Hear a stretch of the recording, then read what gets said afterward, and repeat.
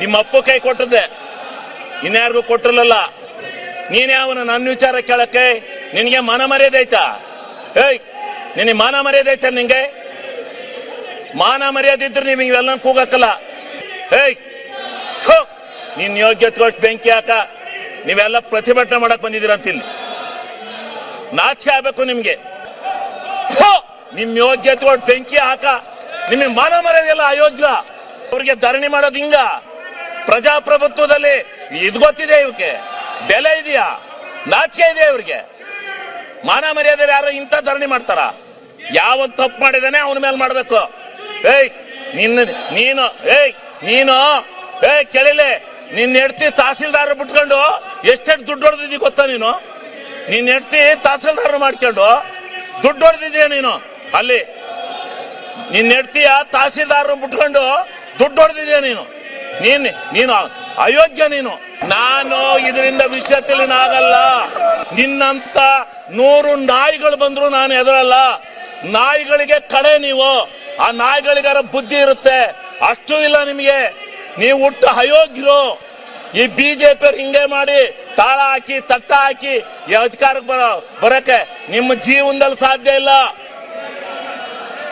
ನಿಮ್ RSS ನಿಮ್ ಯೋಗ್ಯತೆ ಬೆಂಕಿ ಹಾಕ. ನಿಮಗೆ ಮಾನ ಮರ್ಯಾದೆಲ್ಲ ಅಯೋಗ್ಯ. ಏಯ್, ಇದೇನು ಡ್ಯಾನ್ಸ್ ಕುಡಿಯಕ್ ಬಂದಿದ್ರ ಇಲ್ಲಿ?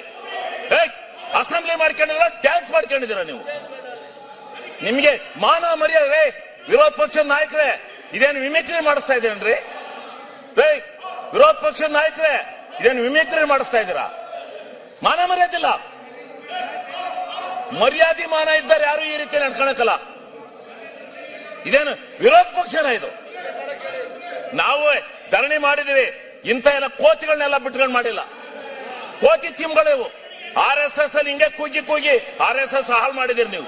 RSS ನಿಮ್ ಯೋಗ್ಯತೆ ಬೆಂಕಿ ಹಾಕ. ನಿಮಗೆ ಮಾನ ಮರ್ಯಾದೆಲ್ಲ ಅಯೋಗ್ಯ. ಏಯ್, ಇದೇನು ಡ್ಯಾನ್ಸ್ ಕುಡಿಯಕ್ ಬಂದಿದ್ರ ಇಲ್ಲಿ? ಏಯ್, ಅಸೆಂಬ್ಲಿ ಮಾಡ್ಕೊಂಡಿದ್ರ, ಡ್ಯಾನ್ಸ್ ಮಾಡ್ಕೊಂಡಿದ್ದೀರ ನೀವು? ನಿಮ್ಗೆ ಮಾನ ಮರ್ಯಾದೆ? ವಿರೋಧ ಪಕ್ಷದ ನಾಯಕರೇ, ಇದೇನು ಮಿಮಿಕ್ರಿ ಮಾಡಿಸ್ತಾ ಇದ್ದೀರೇನ್ರಿ? ಏಯ್, ವಿರೋಧ ಪಕ್ಷದ ನಾಯಕರೇ, ಇದೇನು ಮಿಮಿಕ್ರಿ ಮಾಡಿಸ್ತಾ ಇದ್ದೀರಾ? ಮಾನ ಮರ್ಯಾದಿಲ್ಲ.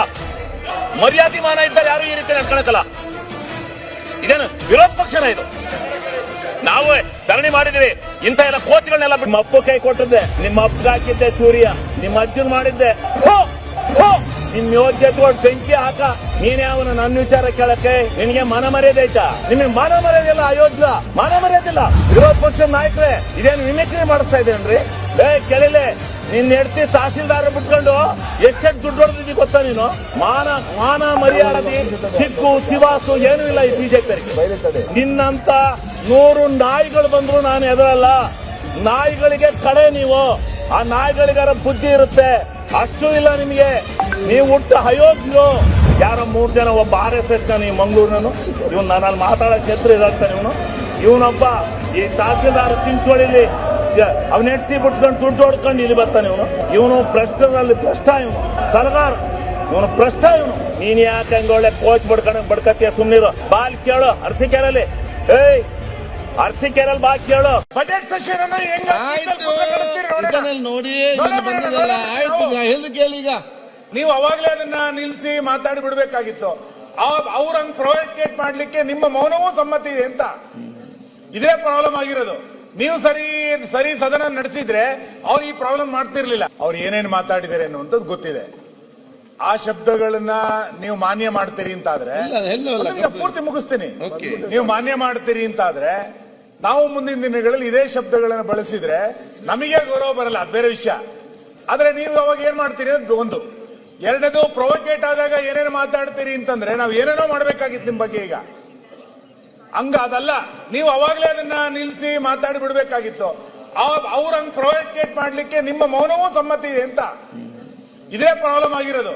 ನೀವು ಸರಿ ಸದನ ನಡೆಸಿದ್ರೆ ಅವ್ರು ಈ ಪ್ರಾಬ್ಲಮ್ ಮಾಡ್ತಿರ್ಲಿಲ್ಲ.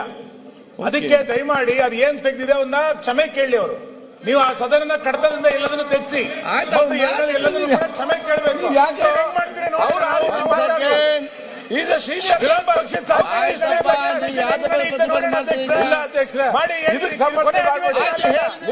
ಗೌರವ ಇದೆ ನಮ್ಗೆ.